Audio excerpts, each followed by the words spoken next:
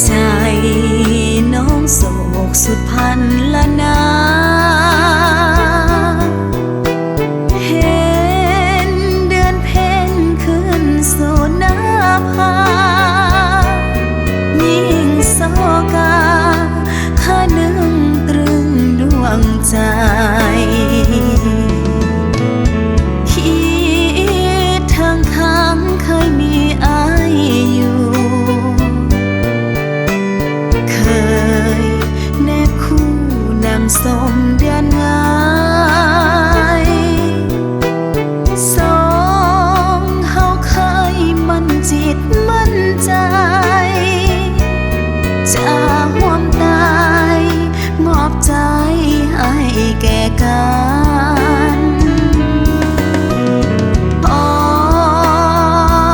ไอ้มาจากไปใจไอ้ก็เลยแปรผันพี่สร้างตนใดสิ่งใจไอ้นั้นโหดให้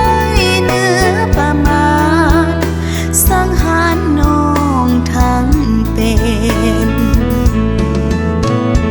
หากน้องนี้เลื่อนลอยสูญดาวบ่หวนกลับคืนมาให้เห็นอายทำลายน้องอย่างเหลื